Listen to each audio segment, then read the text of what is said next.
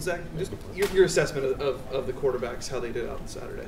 Yeah, there were some ups and downs. Obviously, it wasn't the ideal first game, for them, but I thought overall there was, as you look back at the game, there was a lot of great plays and some situational awareness that we need to, clean up as well. And going into the first game, you expect to have some highs and some lows, and obviously you want to do everything perfectly. And you're going into a game hoping that everything's going to get executed the way you plan, but that's not the way it always happens. But I thought there was a lot of good stuff from both of those guys, and I know they're excited for the next opportunity. How do you try to handle it when, obviously Brett had some struggles, and when Montel was in, it seemed like the offense was clicking a little more, and he was in there in some pivotal situations in his first game here. And now certainly people are like, Montel played better, so why doesn't he play more and stuff like that? How do you handle that dynamic? Right.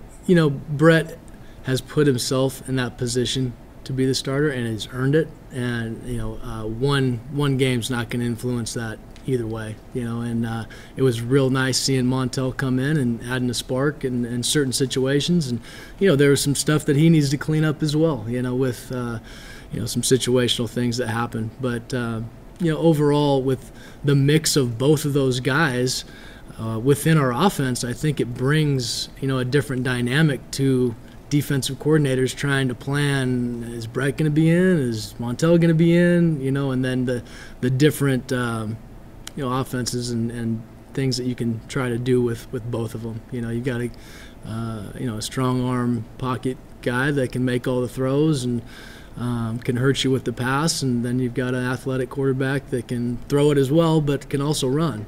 So I think it creates a fun dynamic for us as coaches, and we can be creative with it. I know you guys plan to play Montel, but I think you'd probably be lying if in the fourth quarter when you drive where you needed to score to put the game away that he'd be the guy that would be in there. You probably didn't expect that to happen. How did Brett kind of handle that where you kind of went with the hot hand there, I guess, or what was working for the offense? But as you said, he is kind of the guy that's earned it, and he probably didn't expect to be on the sidelines at that point in the game. Yeah, you never know how the flow of the game is going to go, and we expected to play Montel at certain parts of the game, and we got him in, I think it was the fourth series or something like that, and got a feel.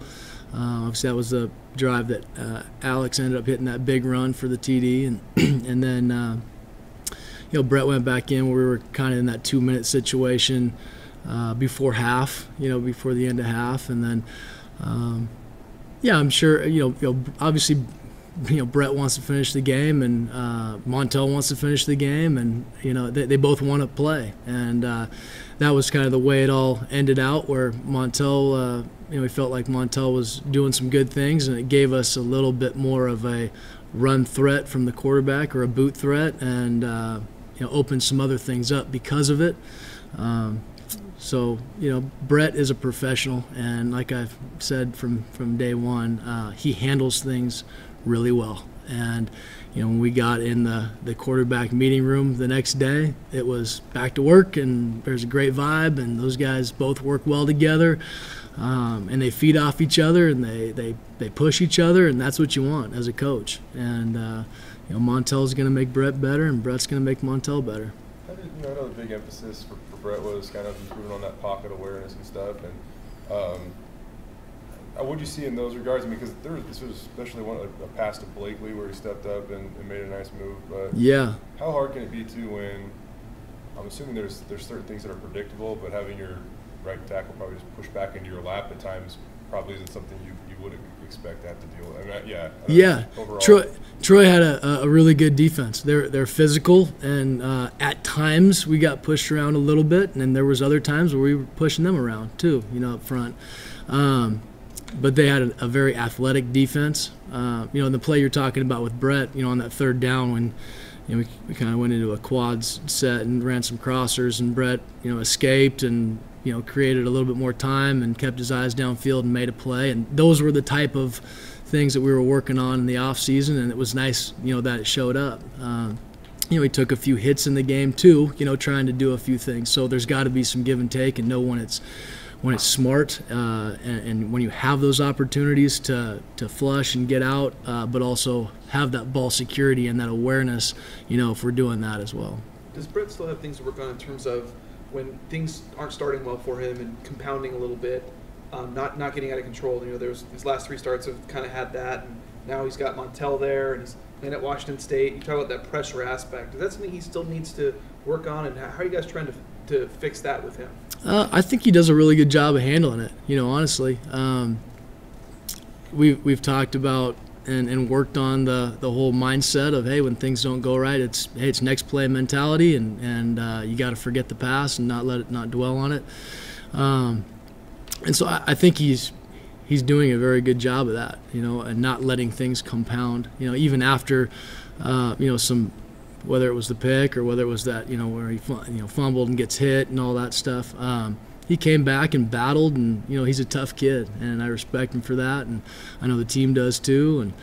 And at the end of the day, there's going to be highs and lows, and obviously there was some situations where he was frustrated with in the game and after the game, and but again, I'm seeing a couple hours later as we're texting that night or the next day in meetings, he's bounced back great, and he's excited for Washington State and excited for practice and to get back with the guys and start working.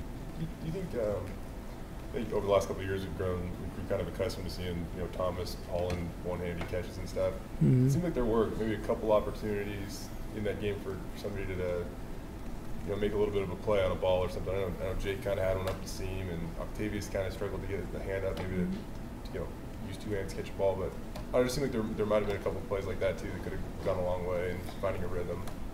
I think there's always some of those plays in every game where it was close, or what if he would have caught that or that, But really looking at it from a wide receiver standpoint, Coach Kiesau has done a phenomenal job with those guys, especially the young guys. We're getting 2 young guys in there that haven't played any college football, and they're out there doing some things. Octavius made some big 3rd down catches, and that was fun to see. He's a physical kid, and he's still raw and still learning and all that stuff, but he's gonna be really good. But